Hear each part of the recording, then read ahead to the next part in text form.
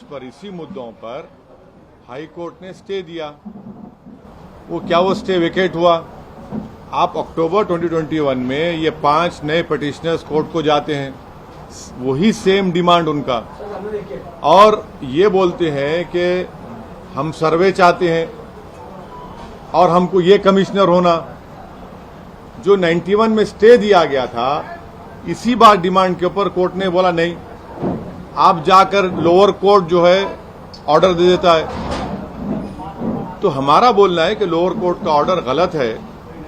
और दूसरी बात प्लीज समझिए कि मैं बार बार दोहरा रहा हूं, at the cost of repetition कह रहा हूं कि हमने पार्लियामेंट में कानून बना दिया कि 15 अगस्त 1947 को जो भी रिलीजियस प्लेस है उसको वैसे ही बरकरार रखेंगे, नेचर और कैरेक्टर चेंज नहीं होगा। आप मेरे को बताइए, सर्वे क्यों किया जा रहा है? फिर सर्वे किस लिए किया जा रहा है?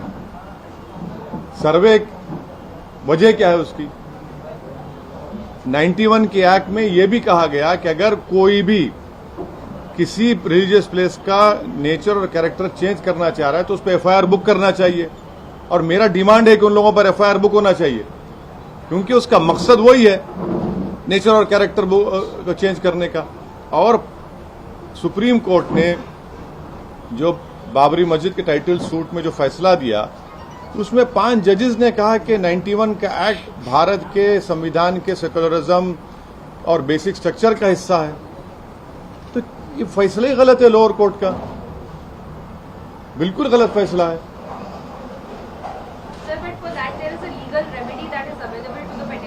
Yes, that is why the committee have rightfully gone to the Supreme Court, and the Supreme Court Chief Justice of India had referred this matter to Honorable Justice Chandrachud, and I am sure that the Supreme Court will hear what that side had to say. But as far as I am concerned, this is my opinion, my party's opinion, and also by doing such things, you are taking the country back to the era where we had faced bloodshed, communal riots,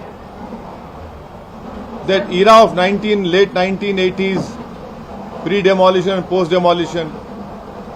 This is an issue which I had voiced my apprehension when the Babri Masjid judgment had come, civil judgment has come. I had said that my apprehensions are, you please look at that press conference of mine, that tomorrow everyone will say this is our Astha.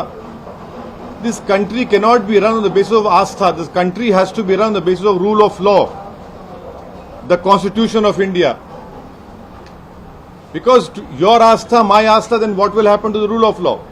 What will happen to the Constitution of India? Sir, यहाँ पे गुजरात कांग्रेस का ये आशय है कि मुस्लिम versus मुस्लिम candidate ऐसा हो रहा है, मुस्लिम इलाकों में मुस्लिम कैंडिडेट को खड़ा करके कहीं ना कहीं पोलराइजेशन किया जा रहा है। देखिए, राहुल गांधी कैसे हार गए?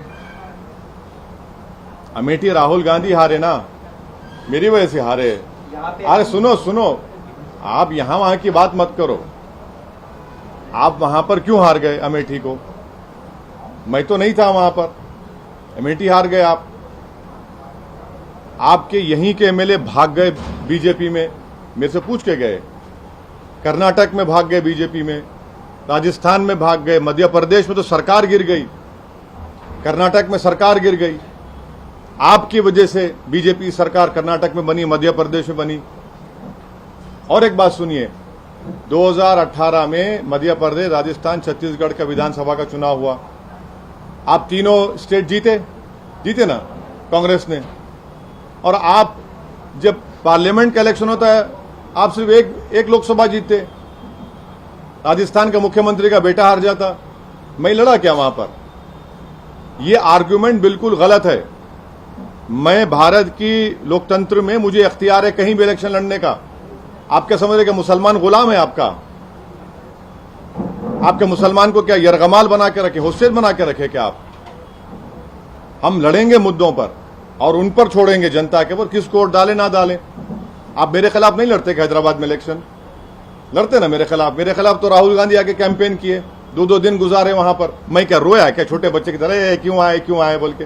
है ये रोना छोड़ो, मम्मी डैडी का जमाना खत्म हो गया। अब एंटाइटलमेंट की पॉलिटिक्स नहीं चलने वाली है। आप राजनीति को एंटाइटलमेंट के नाम पे चलना चाहते कि हम फुला परिवार है। अरे भाई, तुम्हारा ये परिवार संघ परिवार से भी जरूरत नहीं है हमारे को। तो ये चीज है। सर जैसे कि चुनाव आता है तो हिजाब का मुद्दा लाती है, बीजेपी लाती है, हनुमान चालीसा लाती है, लाउड स्पीकर लाती है, अजान लाती है, तो बीजेपी जैसे मुद्दा लाती है, एमआईएम वैसे ही मैदान में आ जाती है। अब क्या बोलना चाह, मुद्दे का मतलब एक तरह से फायदा उठाते हैं या कांग्रेस कहीं ना कहीं दब जाती है? अरे कांग्रेस के एमएलए भाग गए तो मैं दबा रहा हूं क्या उनको? ज्ञानवापी मस्जिद के बारे में कांग्रेस क्यों नहीं मुंह खोलती? बोलो ना भाई, पार्लियामेंट का एक्ट है ना, छोड़ दो मुसलमान की मस्जिद को, छोड़ दो। आपको मुसलमान का और मस्जिद से वास्ता नहीं है, मानता हूं मैं, पर कानून से तो वास्ता है ना तुमको।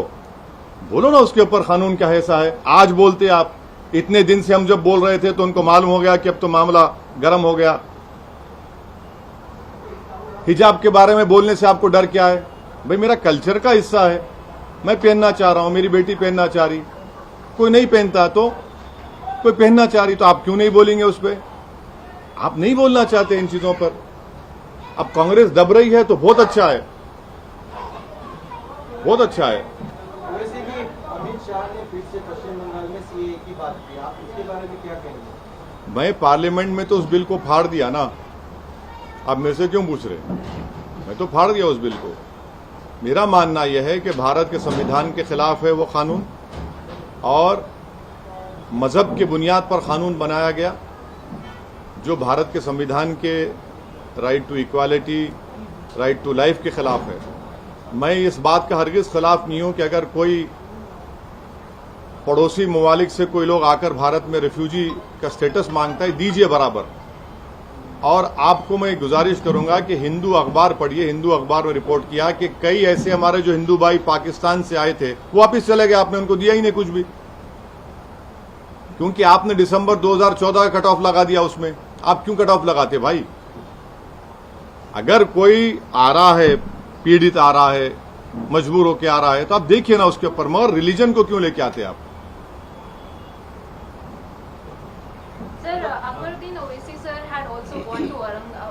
Madam, please understand. I understand your emotions. Mr. Akbaruddin Owaisi had gone to Aurangabad to lay a foundation stone for a school in which, irrespective of caste and religion, free education would be imparted to nearly, and once the building is completed, to nearly 800 to 1,000 students. That is why he went to Aurangabad. Now, unfortunately, you people have given a different color. But did he not? No. I am asking you, isn't that a ASI protected monument or not? And doesn't ASI comes under Narendra Modi or not? So is he also committing something wrong?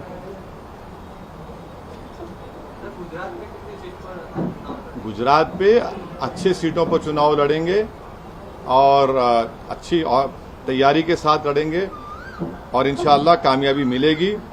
कितने seat पर लड़ेंगे, कहां पर लड़ेंगे, अभी बहुत जल्दी है, मगर उसका फैसला जब होगा आपको साबिर भाई बताएंगे, जो हमारे गुजरात के अध्यक्ष हैं मजलिस के। ताजमहल का भी विषय सामने आया, ताजमहल को लेकर भी पिटीशन की गई है।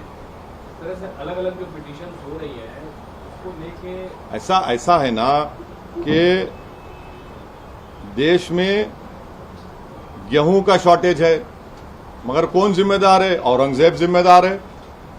देश में कोयला नहीं है, कौन जिम्मेदार है? बाबर जिम्मेदार है। देश में अनएम्प्लॉयमेंट नहीं है, कौन जिम्मेदार है? शाहजहां जिम्मेदार है। सबके लिए मुगल जिम्मेदार है ना, मोदी जी तो जिम्मेदार ही नहीं है। ये मोदी सरकार शॉर्टेज सरकार है। ये तो ना कोयला है, ना गेहूं है, ना रोजगार है, कीमतें आसमान को छू रही हैं और रुपया गिरते जा रहा है। तो शॉर्टेज सरकार बोलना चाहिए उसको। तो ताजमहल क्या है भाई? इतने साल के बाद हाई कोर्ट ने क्या कहा? देखिए, अभी मैडम का सवाल था, हाई कोर्ट में 2 जजेस ने कहा कि अब तुम कल बोलोगे हमारे चैम्बर में क्या हो रहा देखना चाह रहे हैं, उसको खारिज कर दिया। लोअर कोर्ट बोलता है नहीं, नीचे आके देख। अब बताइए, हाई कोर्ट में बोल रहा है ये। अच्छा, इनको अभी क्यों ख्याल आया ताजमहल में ये है? ये समझ में नहीं आया। मेरे को लगता है कि वो जो नीचे जाना चाहते हैं ना, वो देखना चाह रहे हैं, बुरा मत मानिए, जोक कर रहा हूं, कि नरेंद्र भाई मोदी की डिग्री कहीं ना मिल जाए, उसमें एंटायर पॉलिटिकल साइंस डिग्री जो नहीं मिलती है उसको देख रहे हैं शायद कि भाई शायद वहां पर मिल जाए, वही लगता है।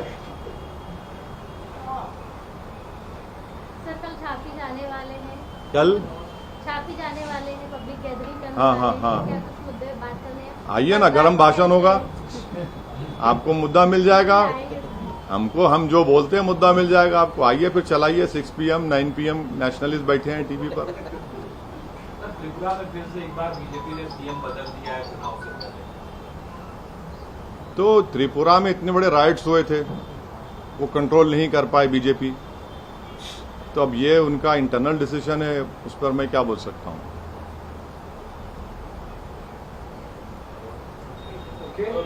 ठीक है, हाँ नहीं 1 to 1 तो वो 1 to 1 अरे कहते हैं। अबे तेरा 1 to 1 हुआ ना अभी, तो अभी ये आया था इधर है, अभी आया था ना अभी, अब याद आ रहा मैं, शर्ट बदल दिए तुम, शर्ट का रंग बदल दिए, आज सुबह पार्टी ज्वाइन करने वाला था ये। हरा रंग सर एक सवाल हो, हाँ तमिलनाडु के जो शिक्षा मंत्री उन्होंने ये कहा कि हिंदी जो बोलते हैं वो पानी पूरी बेचते हैं। भाई मैं पानी पूरी भी खाता हूँ, बिरयानी भी खाता हूँ, ढोकला भी खाता हूँ, अभी नहीं मालूम क्या खिलाएंगे साबिर भाई घर को जा रहा हूँ। मैं तो हर चीज खाता हूँ, मेरे को उससे मतलब नहीं है। पानी पूरी की लारी भी प्लस 100 लारी, हाँ पानी पूरी की लारी भी बांटी थी, 100 लारी। हाँ देखिए, पानी पूरी की लारी भी साबिर भाई बांटे हैं। पानी पूरी का बिजनेस भी डेवलप कर रहे हैं यहाँ पर, गरीबों को लारी दिया, 100 लारी दिया पानी पूरी की। ठीक है सर, बहुत शुक्रिया आपका, thank you very much, thank you. नमस्कार, मैं हूं मानक गुप्ता। अगर आपको हमारा ये वीडियो पसंद आया हो तो इसे लाइक और शेयर जरूर करें, और हाँ, हमें सब्सक्राइब और फॉलो करना ना भूलें ताकि आप देश और दुनिया की कोई खबर मिस ना करें।